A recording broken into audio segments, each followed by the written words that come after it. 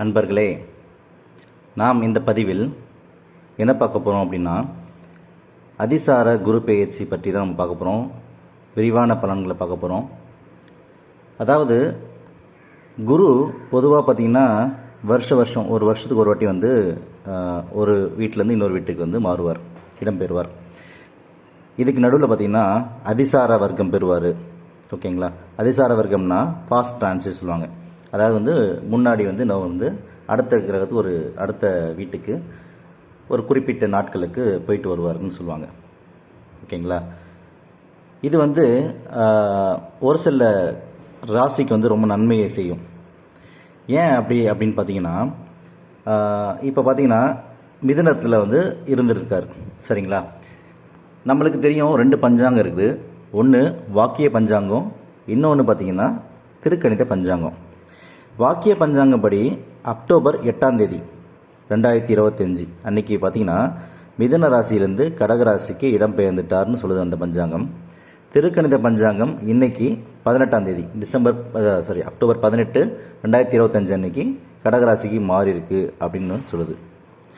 எது எப்படி இருந்தாலும் இந்த டிசம்பர் 2nd வீக், அதாவது 2வது வாரத்துக்குள்ளார இந்த அதிசார குரு பயிற்சி பார்த்திங்கன்னா கடகராசியில் தான் இருக்க போகுது. அதுக்கு பிறகு மறுபடியும் பின்னோக்கி நகர்ந்து மிதுன ராசிக்கே வரப்போகுது. ஓகேங்களா? மறுபடியும் பார்த்திங்கன்னா அடுத்த குரு பயிற்சி, அடுத்த வருஷம் நடக்க பிறகு குரு பயிற்சியில் மறுபடியும் கடகராசிக்கு வந்துட்டு முழு ஒரு வருடமும் பார்த்திங்கன்னா கடகராசியில் இருப்பார். சரிங்களா? இதனால் எந்தெந்த ராசிகளுக்கு நன்மை அளிக்கப்படும், நன்மை பெற போகிறாங்க எந்தெந்த ராசி அப்படின்றத பார்க்க போகிறோம். அதிசாரம் போல் வக்ர பயிற்சி, வக்ரமாக பின்னாடி திரும்பி வருவாங்கன்னு சொல்லுவாங்க, அதுவும் இருக்குது. பட் நமக்கு இப்போ நடக்க போகிறது பார்த்திங்கன்னா குரு பயிற்சி பார்த்திங்கன்னா அதிசாரம் மூலயமா முன்னோக்கி நகர போகிறாரு. ஓகேங்களா? ஸோ இதனால் என்னென்ன நடக்க போகுது, யார் யாருக்கு நன்மை இருக்க போகுது தான் பார்க்க போகிறோம். ஃபஸ்ட்டு பார்த்திங்கன்னா கடகராசிக்கு முழு பலன்கள் 100% முழு பலன்கள் நன்மை அளிக்கக்கூடிய பலனாக தான் நம்மளுக்கு கிடைக்க போகுது. என்ன ஏது அப்படின்னு பார்த்திங்கன்னா, கடந்த 2.5 வருஷமாக பார்த்திங்கன்னா 2 வருஷம் இல்லை 3 வருஷம் கிட்டமே வரப்போகுது. 3 வருஷமாக பார்த்திங்கன்னா சனி வந்து கடகராசியை படாத பாடுபடுத்திட்டு வருது. அஷ்டம சனி எல்லா ராசியும், சில பேர் சொல்லுவாங்க அந்த கடகராசிக்கு 8ஆம் வீடு பார்த்திங்கன்னா கும்பராசி. கும்பத்தில் வந்து அவர் ஆட்சி பலம் பெறுறப்ப கெடுதல் பண்ண மாட்டாருன்னெலாம் கிடையாது. அவர் வந்து அவருடைய பார்வை மூலயமா உங்களை வந்து எப்படின்னா வந்து உங்களை பக்குவப்படுத்துவார், அவ்வளோதான். அவர் வந்து நம்மளுக்கு கெடுதல் பண்ணுறதா நம்ம தான் நினச்சிக்கிறோம். சரிங்களா? அவர் என்றைக்குமே கெடுதல் பண்ணுறதில்ல. மாறாக பார்த்திங்கன்னா அவர் வந்து நியாயத்தை நிலைநாட்டுறாரு. நம்ம தான் வந்து இந்த காலத்தில் பார்த்திங்கன்னா இந்த காலத்தில் வந்து மக்கள் பார்த்திங்கன்னா எல்லாருமே பார்த்திங்கன்னா எப்படி இருக்காங்கன்னா, நியாயன்றதே கிடையாது. நியாயம் ஒரு பக்கம் இருக்கும், அநியாயம் ஒரு பக்கம் இருக்கும். அநியாயம் தான் அதிகமாக இருக்குது. அதனால் எல்லாருமே அநியாயத்தை நோக்கி போகிறதுனால நியாயத்தை நிலைநாட்டுறப்ப கொஞ்சம் கஷ்டமாக தான் இருக்கும். அதனால தான் படாத பாடுன்ற மாதிரி சொல்கிறோம். சரிங்களா? ஸோ அன்னியன் படத்தில் பார்ப்போம் அம்பி வந்து எவ்வளோ கஷ்டப்படுவான்னு. ஓகேங்களா? அந்த மாதிரி அம்பி மாதிரி இருக்கவங்களுக்கு இந்த மாதிரி பிரச்சனைகள்லாம் வராது. ஆனால் மாறா வந்து அம்பிக்கு ஆப்போசிட்டாக இருக்காங்களே ஜனங்க, அவங்கள மாதிரி இருக்கவங்க இருக்காங்களே, அவங்களுக்கு சனி பகவான் அஷ்டம சனி அர்த்தாஷ்டம சனி அந்த டைம்லேயும் பார்த்திங்கன்னா அவங்களுக்கு வந்து கஷ்டமாக தான் தெரியும். அந்த குறிப்பிட்ட காலம் முடிஞ்சு வர்றப்ப அவங்கள பக்குவப்படுத்திட்ட பிறகு அவங்களுக்கு கண்டிப்பாக போகிறப்ப ஏதாவது ஒன்று நல்லது பண்ணிட்டு தான் போவார். இது அவங்களுடைய தசாபுக்தி நல்லா இருந்துச்சுன்னா அவங்களுடைய கஷ்டகாலம் கொஞ்சம் கம்மியாக இருக்கும். முன்னாடி செஞ்ச பாவங்கள் கர்மாக்கள் பொறுத்து தான் அவங்களுக்கு வந்து தண்டனைகள் இருக்கும். இது நம்மளுக்கு எல்லாருமே தெரிஞ்ச விஷயம்தான். அது கர்மா பற்றி பார்க்குறப்ப நம்ம டீட்டெயிலாக பார்ப்போம். இப்போது கடகராசிக்கு என்னென்ன நன்மை கிடைக்க போகுது அப்படின்னு பார்ப்போம். ஃபஸ்ட்டு குரு மிதுன வீட்டிலேருந்து கடக வீட்டுக்கு வந்ததுனால கடகத்தில் உச்சம் பெறுறார். எப்பயுமே கடகத்தில் வந்து குரு உச்சம் பெறுவார்ன்றது எல்லாருமே தெரியும். அந்த உச்சம் பெறும்போது அவர் எண்ணற்ற பலன்களை கொடுப்பார். உங்களுக்கு சந்தோஷம், மிகுந்த சந்தோஷத்தை கொடுப்பார். அதுவும் தசாபுக்திலாம் நல்லா இருந்து அவங்களுடைய ஜாதகம் அருமையான ஜாதகமாக இருந்தாங்கன்னா அவங்களுக்கு பொருள், வீடு, குடும்பம், கல்வி எல்லாத்துலேயும் வெற்றி. இது 100க்கு 100 உண்மை. சில பேர் நினைக்கலாம் நான் கடகராசி தான் எனக்கு ஒன்றுமே வரலாம். உங்களுக்கு தசாபுக்தி சரியில்லை, நீங்கள் உனக்கு ஜென்மத்தில் பண்ண கர்மாக்கள் அதோடைய பலன்களை நீங்கள் அனுபவிக்கிறீங்கன்னு அர்த்தம். மாறா நீங்கள் நல்லாவே நோட் பண்ணியிருக்கலாம், இந்த கடகராசிக்கு பார்த்தீங்கன்னா குறிப்பிட்ட காலம், அதான் இந்த 8ஆம் தேதி ஒன்று அந்த வாக்கிய பஞ்சாங்கம், இல்லை இன்றைக்கி 18ஆம் தேதி, இதில் இருந்தாச்சும் சேஞ்ச் தெரியும். கண்டிப்பாக இந்த 2 மாதத்துக்கு வர இதுக்கு முன்னாடி இந்த பேட் டைம்லேருந்து உங்களுக்கு கண்டிப்பாக ஒரு டிஃப்ரென்ஸ் உங்களுக்கு கண்டிப்பாக தெரியும். சரிங்களா? இப்போது கடகராசியில் இருந்துக்கிட்டு எந்தெந்த வீட்டை பார்க்குறாரு?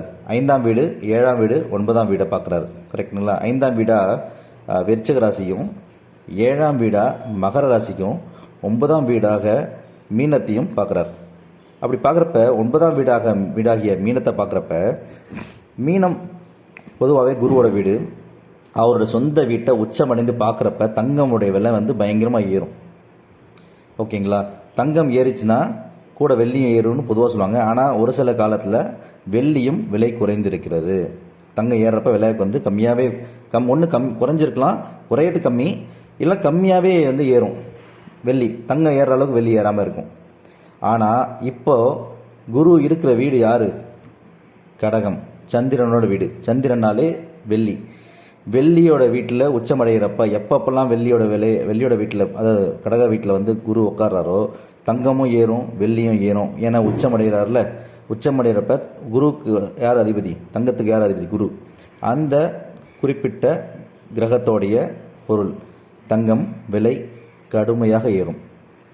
இந்த 2 மாதம் ஏறும். இன்னும் அடுத்தது சொல்லப்போனால், அடுத்தது வந்து எப்பயுமே வந்து கொஞ்சம் ஏறிச்சுன்னா கொஞ்சம் இறங்கும்ல, அந்த டிசம்பருக்கு அப்புறம் கொஞ்சம் லைட்டாக குறையும், ரொம்ப குறையாது, கொஞ்சமாக குறையும். மறுபடியும் குரு பயிற்சி வர மேல நடக்கும்ல, அந்த குரு பயிற்சிக்கு அப்புறம் பார்த்திங்கன்னா கடகத்தில் போய் 1 வருஷம் உட்காரப்படுறார். அந்த 1 வருஷம் 2026லேருந்து 2027 வரையும் அந்த 1 வருஷத்தில் தங்கம் இன்னும் கடுமையாக ஏறும். உங்களுக்கு டவுட்டாக இருந்துச்சுன்னா 12 வருஷத்துக்கு முன்னாடி, சரியாக 12 வருஷம், ஏன்னா எதுக்கு 12 வருஷம் சொல்கிறேன்னா, ஒவ்வொரு வருஷமும் குரு வந்து ஒரு வீட்டில் உட்கார்றார். கரெக்டுங்களா? அப்படி பார்க்குறப்ப மொத்தம் 12 ராசிகளுக்கு 12 வீடுகளுக்கு சரியாக 12 வருஷத்துக்கு முன்னாடி, அதாவது 2026 ஃபுல்லாக பயிற்சி ஆகிறார். இப்போ அதிசாரத்தில் பயிற்சியாக இருக்கார். 12 வருஷத்துக்கு முன்னாடி பார்த்தீங்கன்னா இதே கடக வீட்டில் உட்காந்துருப்பார். பட் என்னன்னு பார்த்தீங்கன்னா சனி வேறு இடத்துல இருப்பார், ராகுக்கு இதெல்லாம் வேறு இடத்துல இருப்பாங்க. அதுக்கு தகுந்த மாதிரி கொஞ்சம் வேறுபடுவோம்னு வச்சுக்கோங்களேன். பட் கண்டிப்பாக தங்கத்தோட விலையில் அப்நார்மலாக ஏதாச்சும் சேஞ்ச் நடந்திருக்கும் அந்த காலகட்டத்தில். அதே போல் குறிப்பிட்ட உங்கள் ராசிகளுக்கெல்லாம் இந்த என்னென்ன நடந்துச்சுன்னு பாருங்கள். உங்களோட தசாபுக்தி மாறும், அந்த கிரக நிலைகள் மீதி நிலைகள்லாம் மாறி கொஞ்சம் மாறி இருக்கும். பட் ஒரு சில விஷயம் அப்போ நடந்த சீக்வன்ஸ் அப்படியே ரிப்பீட் ஆகிறதுக்கான நிறைய வாய்ப்பு இருக்கும். எல்லாருடைய ஜாதகத்தையும் கடகராசியில் 12 வருஷத்துக்கு முன்னாடி உங்களுக்கு லைஃப்பில் என்ன நடந்துச்சு, நீங்கள் எவ்வளோ சந்தோஷமாக இருந்தீங்கன்னு யோசிச்சு பாருங்கள்.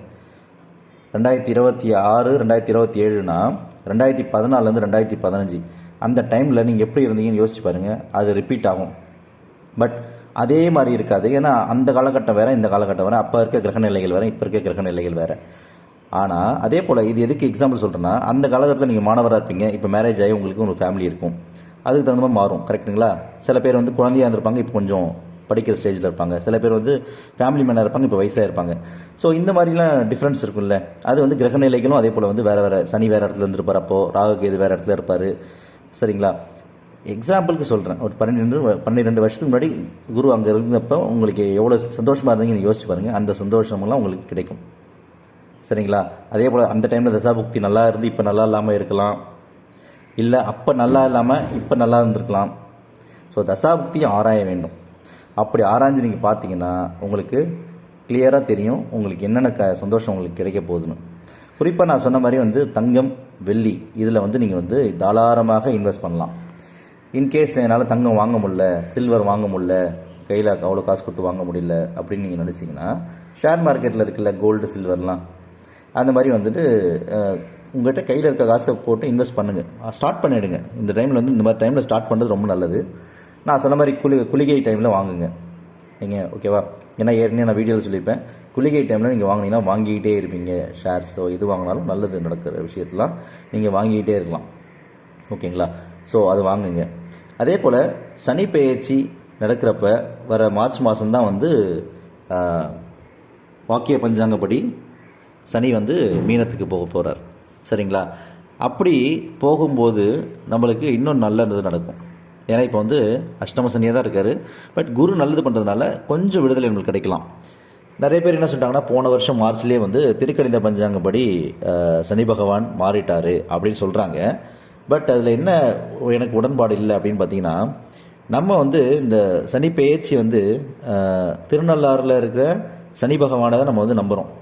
அவருக்கு கோயிலுக்கு தான் போகிறோம். அந்த கோயிலில் இருக்க சனி பகவானை வணங்கிட்டு தான் நம்ம பயிற்சி அப்போ போகிறோம். அந்த சனி பகவானுக்கு அன்னைக்கு வந்து அந்த சனி பயிற்சி அன்னைக்கு கரெக்டாக வந்து அவங்களுக்கு வந்து அபிஷேகம் பண்ணி இது பண்ணுவாங்க, அலங்காரம் பண்ணி அன்றைக்கி தான் மாறுறதை உணர்த்துவாங்க கோயிலில். அந்த கோயிலில் பார்த்திங்கன்னா அவங்க ஃபாலோ பண்ணுறது வாக்கிய பஞ்சாங்கம் தான். ஸோ அடுத்த வருஷம் மார்ச் மாதம்தான் வந்து முறையாக கடவுள், அதாவது வந்து சனி பகவான் வந்து கடகராசிக்கு மாறுறதா வந்து திருநள்ளாறில் பண்ண போகிறாங்க. அந்த பேச்சில் அவங்க அபிஷேகம் பண்ண பிறகு நீங்கள் போயிட்டு இந்த தீர்த்தத்தில் குளிக்கிறப்ப தான் நம்மளுக்கு வந்து அந்த சேஞ்ச் ஆகிறதுக்கு நம்ம வந்து அனுபவிக்கலாம். ஓகேங்களா? அப்போது அது வரையும் நம்ம கொஞ்சம் பொறுத்து இருக்கிறது தான் நல்லது. வர மார்ச் வரையும் நீங்கள் கொஞ்சம் கவனமாக இருக்குங்க. ரொம்ப ரொம்ப ரொம்ப கவனமாக இருக்கணும். சரிங்களா? நான் ஒவ்வொரு ராசிக்கும் சனி பெயர்ச்சி பலன் சொல்கிறேன்.